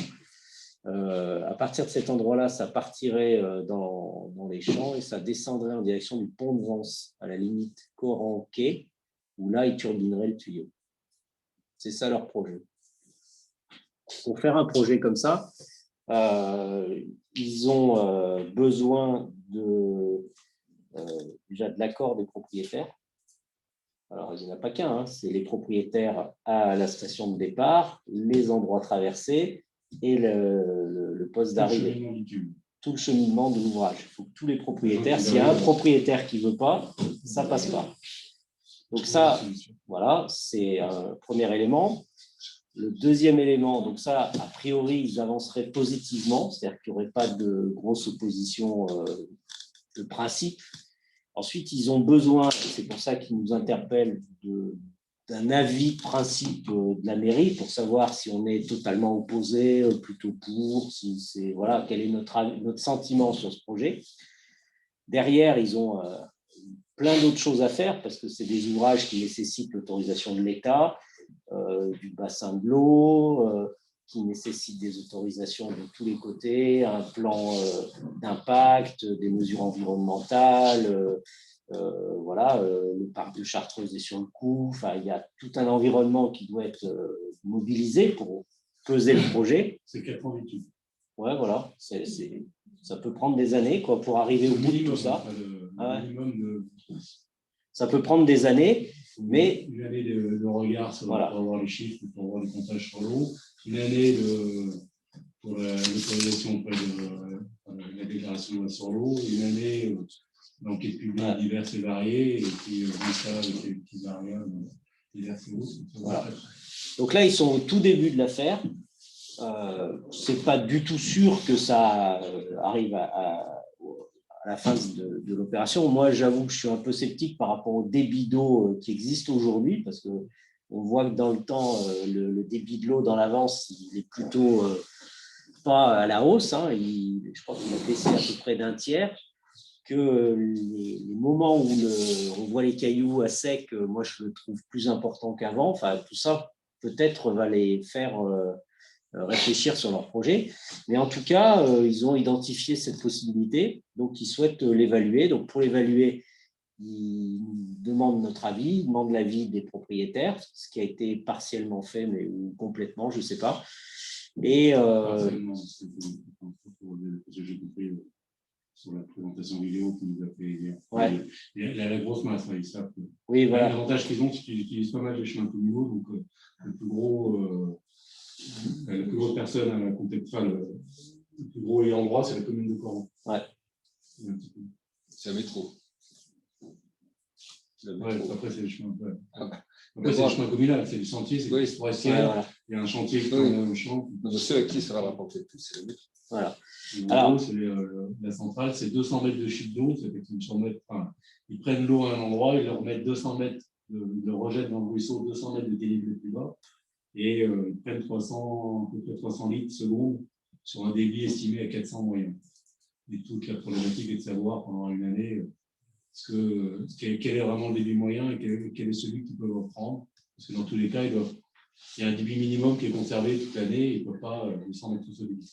Une fois que ce débit est pris, ils peuvent récupérer ce qu'on leur a autorisé à prendre.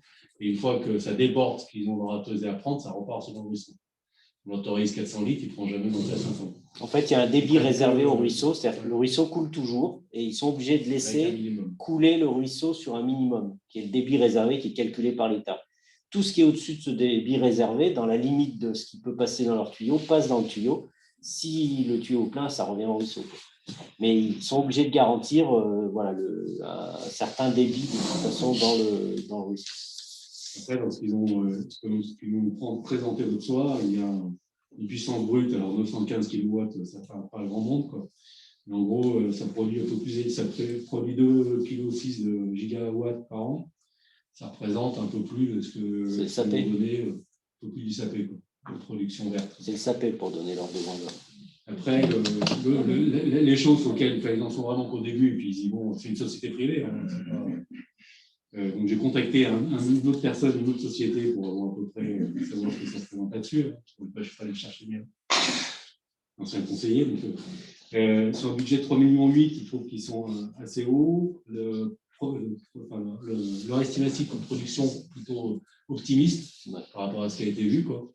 Par contre, une chose qu'ils n'ont pas parlé là-dedans, mais c'est que dans tous les cas où ça se fait aujourd'hui, à partir du moment où la mairie a la possibilité de bloquer le projet et à un bout de terrain quelque part, il y a une négociation financière qui se fait, hors des taxes qu'il nous a présentées et qui n'est pas négligeable. Là, l'estimation de leur revenu là-dessus, sur 3,8 millions, c'est un peu haut, et la production annuelle, l'estimation annuelle, c'est à peu près 220 000 €. Et à la commune, les 220 000 €, c'est leur chiffre d'affaires. Ouais. Et après, ça peut se négocier, ça se négocie entre 7 et 14 points. 7 et 14 points. Ouais. 2500 €. Mais à partager avec Coran, mais à partager avec Coran. Qui est le plus gros, qui a la base d'arrivée et l'essentiel des tuyaux. Si ce n'est que nous, on a un énorme avantage, c'est que sur les 190 mètres de dénivelé présumé, on en a 90, donc pas loin de la moitié, et que c'est les 90 qui coûtent le moins cher parce qu'ils sont les plus courts. Ouais. Donc on peut faire un 50-50. Ouais. Bon. Ouais, il y a. On va rester sur l'arrivée, on va passer sur le départ. Mais enfin voilà, parce que mais ça se négocie, quoi. C'est-à-dire que pour le moment, ils vont pas regarder, mais il faut quand même leur signaler que. Pardon ? Est-ce que la production d'électricité qui sera faite sera utilisée par l'utilisation communale ? Ah non, c'est injecté réseau, ça part réseau. Et l'équivaut à ça, quoi. Pardon, il a dit quoi ? On peut essayer de la racheter, la commune. La commune ? Si elle veut, la commune utiliser de l'énergie verte, elle peut la racheter. Alors, le prix où la vente, il vaut mieux pas. Au prix où la vente, il faut surtout pas. Ah non. Ça dépend. Après, voilà. Bon, donc, par rapport à la centrale hydroélectrique, enfin, voilà, moi je ne connais pas grand-chose. Est-ce qu'il y a un impact esthétique, environnemental, visuel? Oui. Alors, tu regarderas le petit, je te ferai passer le petit diaporama que je vous ai présenté, forcément au bout, et au bout, elle est dans le fond de l'avance, on ne sait jamais elle est. Non, en fait, l'avantage de ce projet, c'est que du début à la fin, on est dans une zone où il y a très peu de chances que beaucoup d'entre vous soient passés. Parce que c'est vraiment, il faut avoir remonté ce ruisseau qui est très difficile à remonter. On est vraiment au pied de la falaise de l'Écoutou tout le long. On peut remonter à pied. Il faut partir du chez Basso. De chez Basso, vous voyez l'ancien barrage parce qu'il y avait une scierie juste en dessous de chez Basso. Ouais. Donc, vous voyez l'ancien barrage et vous voyez l'ancien canal d'amener de l'eau sur la roue de la Syrie. Il est encore visible quand vous mettez juste en dessous de chez Basso, tout ce que je vous décris est encore visible. Donc, en fait, ils font vraiment au niveau de chez Basso la prise d'eau. Mais là, c'est un petit muret, c'est une passe à poisson. Non, enfin, c'est un gros machin. Il y a des la prise d'eau. Ah ouais, mais ça, c'est important parce que. Ça marque tout le. Ah bah oui, ça va. C'est bien pour ça que ça vaut bien nos 10%. Enfin, c'est pour ça que Ouais, ça vaut ça. Ouais. Mais ça, on ne le voit pas. Hein, c'est pas. Aujourd'hui, Ouais. tu la vois, la passerelle aujourd'hui qui est chez Basso? Ben, je sais pas, en tout cas. Non, mais tu vois, pour dire, il y a. plein de choses qu'on disait qu'on voit pas. personne et s'arrête. je sais que Voilà. aujourd'hui, on se dit, oula. Non, mais c'est pour ça qu'il faut pas. C'est pas un endroit. On n'est pas. Aujourd'hui, regarde. Il y a une passerelle que personne n'a vue. Elle y est, la passerelle. Il y a une passerelle. Il y a les restes d'un barrage. Les restes du barrage sont encore là. Et il y a un canal. Maintenant que je te le dis, tu vas regarder, tu t'arrêteras. Et tu vas retrouver tout ça. Tu vois le canal sur la montagne de l'Écoutou qui longe l'Écoutou horizontalement. Et par rapport justement à Basso, il est au courant. Oui, qu'on a bien sûr. envie de faire ce genre de choses à côté de chez lui. Oui, mais lui, il a tout à y gagner. Oui, ça, il n'y a pas de souci avec lui. Mais est-ce qu'on fait une retenue d'eau? En fait, c'est une prise d'eau. Hein. Ah, c'est une prise d'eau. C'est pas un barrage, c'est juste. C'est un barrage qui fait 3 mètres de large, 3 mètres d'eau de profondeur. Enfin, c'est juste pour que l'eau puisse arriver là. Et qu'elle soit canalisée. Alors, ça, c'est l'ouvrage de départ. Et après, il a le petit jardin. Je vous explique. Alors, du coup, c'est juste après. Franchement, c'est juste après sa maison. Juste après la maison. Bon, une fois que la prise d'eau est faite, le tuyau, lui, il reste en aérien au niveau de l'Écoutou, on va dire, là, au-dessus de l'eau. Il descend jusqu'à Fontaine-Galante et là, a priori, il passe en souterrain sur les chemins communaux dont on a parlé tout à l'heure. Puis après, il descend plein pot en direction du pont de Vence. Le pont de Vence, c'est entre la Frette. Vous voyez, quand vous êtes à la Frette, là où c'est resserré et tout ça, tout en dessous, là. Donc, c'est encore un endroit où il faut bien aimer le trail et tout ça pour y aller, ou la pêche à la ligne. Il y a quelques bassins quand même pour se baigner avec les gamins, mais c'est nettement au-dessus du pont de Vence. Ce n'est pas du tout au pont de Vence qui est un peu touristique, c'est nettement au-dessus. Donc, c'est un ouvrage qui sera quasiment pas visible. Voilà. Après, il y a des études d'environnement à faire pour voir s'il n'y a pas d'impact, de trucs et de bidules. Mais bon, voilà, on en est là pour l'instant. Rien sur le cadastre. L'intérêt, il est pour faire de l'énergie verte, c'est pour la production d'énergie verte, mais c'est aussi pour enrichir un privé aussi. Enfin, c'est un privé.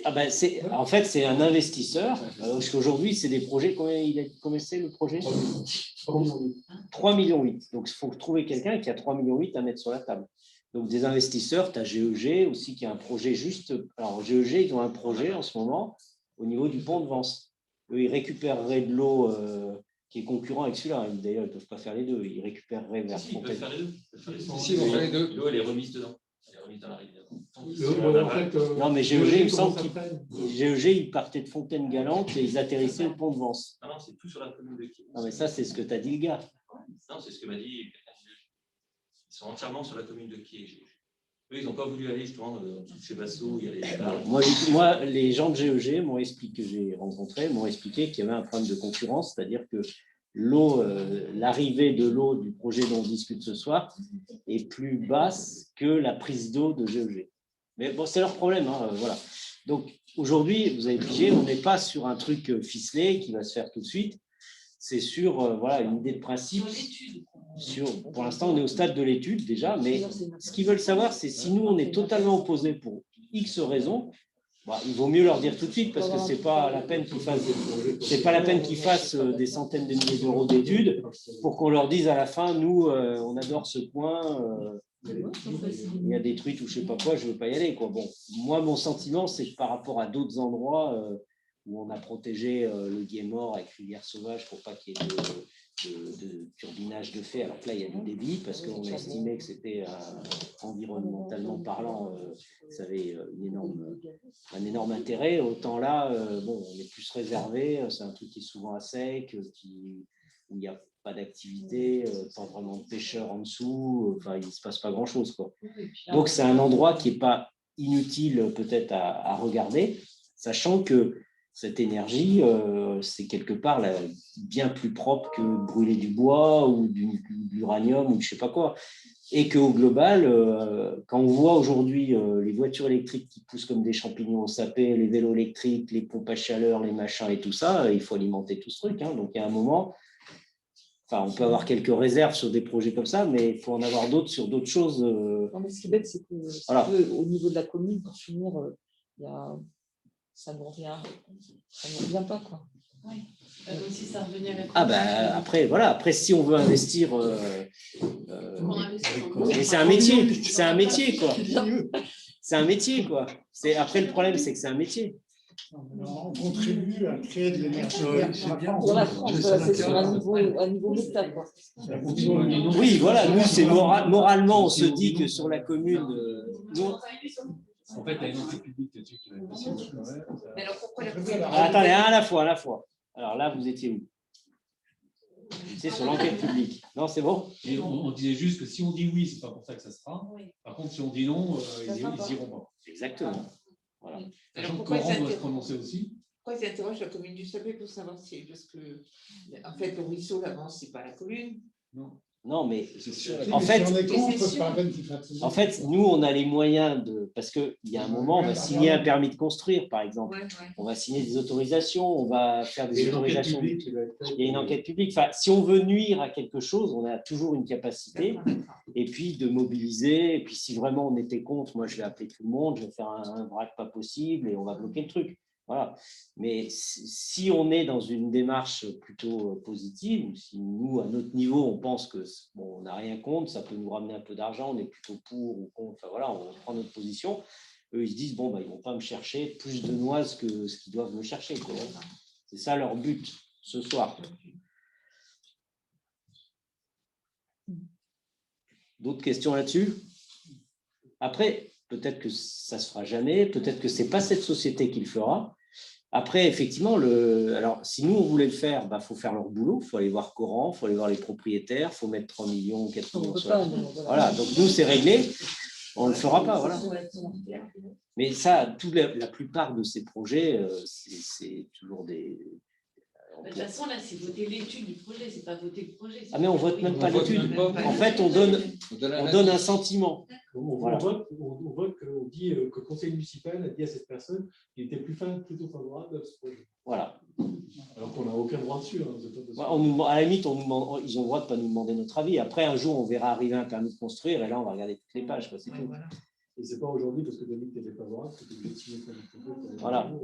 Ce n'est pas plus engageant que ça, mais la discussion qu'on a ce soir, déjà, ça nous permet tous d'être au courant de cette affaire. Voilà, de commencer à en parler, à la faire connaître. Enfin, pour vous dire, ça va assez vite après, parce que j'étais cet après-midi sur la plateforme environnementale du parc avec toutes les associations. Ils sont déjà au courant, j'ai déjà dû expliquer. Le parc, je l'avais alerté il y a déjà un moment. Enfin, tout ça est en train de regarder les tenants et aboutissants. À l'échelle du parc, c'est toujours pareil, c'est un problème d'équilibre. On ne peut pas dire non plus le parc de Chartreuse vise à être aussi en équilibre énergétiquement, c'est-à-dire baisser nos consommations et augmenter notre production. On ne peut pas non plus se dire nous on consomme, mais c'est là-bas que les sales choses se font. Donc il y a un moment, il faut équilibrer tout ça, quoi. Une question, tiens, est-ce que ça va rentrer dans nos économies de CO2 produits? Est-ce qu'il y a une partie de ce projet-là qu'on va pouvoir récupérer, entre guillemets, pour notre indicateur d'émissions de CO2? Je pense pas. Il évoquait la revendication du parc d'être un territoire énergétique dans son dossier. Ah oui, mais parce qu'au niveau du parc, on touche du fric. Si ça rejoint non, c'est autre chose, mais au niveau du parc, il y a des projets TEPOS et compagnie, là, où on touche du pognon, qui nous permet de refaire de l'éclairage public, d'isoler des bâtiments, de faire des tas de choses à l'échelle du parc, pour justement aider aussi des projets, on aide en ce moment des projets pour turbiner de l'eau potable. Par exemple, à Chaparillan, ils ont une source sous la falaise, ils turbinent directement l'eau potable en bas. Donc, il y a le long du funiculaire, par exemple, on est en train de remettre une canalisation pour turbiner l'eau potable qui arrive d'en haut et qui descend, elle va être turbinée le long du funiculaire. Enfin, il y a beaucoup de projets comme ça qui cherchent à faire de la production ou à diminuer l'impact de consommation pour ramener le parc un jour mais la métro a le même projet. Enfin, tous les territoires visent aujourd'hui cette logique. D'un côté, on diminue la dépense et de l'autre, on augmente la production, entre guillemets, respectable, quoi. Voilà. Je pense que c'est dans l'air du temps. Effectivement. On s'est tout dit là-dessus? Ouais. Eh ben, on va mettre ça aux voix. Alors, vas-y, relis le texte. C'est soumis à un avis de principe favorable. Voilà. Avis de principe favorable. Alors, qui... Ce n'est qu'un avis, il est de principe. Il est parti. Non, mais voilà. Ça a le mérite d'avoir ce débat et d'informer tout le monde. C'est déjà pas mal. Alors, qui est contre l'avis de principe favorable? Qui s'abstient? Eh bien, c'est parti comme ça. Merci à vous.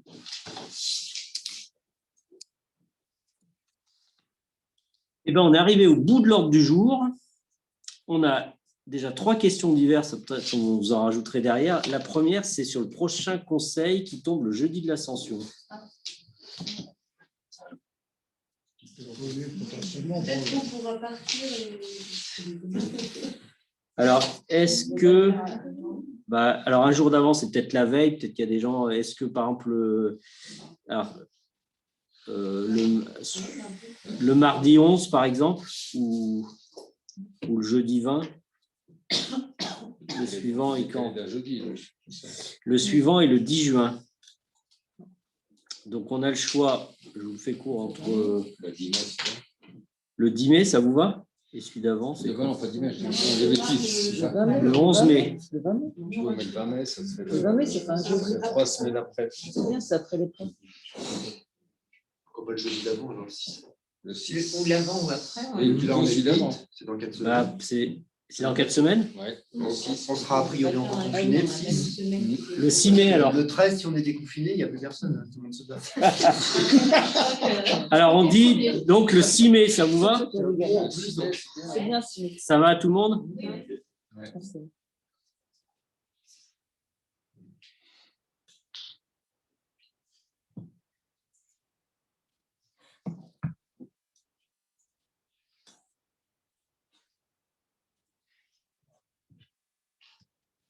Pourquoi il a merdé?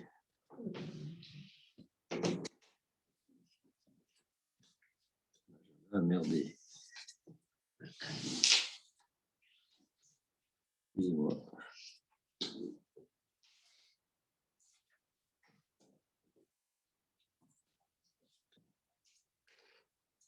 Alors, donc le 6 mai à 20h, prochain conseil. Et donc le 13 mai, il n'a pas lieu. Ensuite, les jardins partagés. Sylvain. Donc, les jardins partagés, on est en train de réfléchir justement à la mise à disposition de terrain pour les habitants qui voudraient faire du jardin sous la forme de jardin partagé, c'est-à-dire on conventionne raisonnablement une parcelle à des gens qui n'ont pas de jardin et qui veulent avoir un bout de jardin. Ce qu'on avait proposé d'ailleurs pendant la campagne. Donc, pour l'instant, ça serait derrière les logements sociaux. On a regardé des terrains derrière les logements sociaux, derrière le jardin des poètes. Donc là, il faut qu'on voit avec les bonnes fabriques qui ont une meunière, voir comment on peut faire pour partager le terrain. Et puis, ça dépendra du nombre de gens qui seront intéressés. Donc, je pense lundi proposer une réunion d'information, de réflexion avec les gens intéressés incessamment sous peu. De toute façon, ce sera annoncé. On a déjà réfléchi on a regardé avec les services techniques ce qui était possible. On fait un lancement. Après, on voit s'il y a beaucoup de gens intéressés. Peut-être qu'on peut réfléchir aussi sur d'autres terrains. On va voir. C'est juste une information. C'est bon là-dessus? Oui. Après, il y avait l'harmonisation des tarifs de la bibliothèque et contrat accueil d'auteurs. Oui.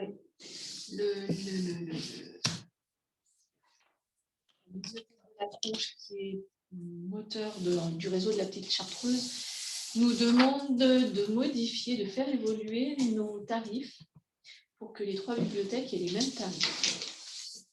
Alors, sur la dernière page, vous avez la proposition. Donc, en gros, c'est réduire notre tarif adulte, qui est actuellement à 15 €, le passer à 12 €. Et le tarif famille, le réduire de 20 à 16. Très bien. bien ça. Moi, j'ai fait la simulation pour info sur les chiffres 2020. Donc, le chiffre d'affaires total de la bibliothèque 2020, c'est 1 717 €. Et si on accepte ces tarifs, on perd 18% de chiffre d'affaires. Donc on perd 200 $. On perd 309 €. Oui, donc c'est pas. Et on a quelques, Non, on a quelques personnes qui vendent une bibliothèque avec. On avait regardé, il y a 16 personnes, 16 sapéards. Il y a 16 payards qui vont à la tronche et 14, un petit peu moins de 10 à Coran. Ouais. Voilà. De toute façon, si un CPR ne peut pas s'inscrire directement à la France. Non, il s'inscrit dans sa bibliothèque Dans de sa village bibliothèque et de village. pas aux autres. D'accord.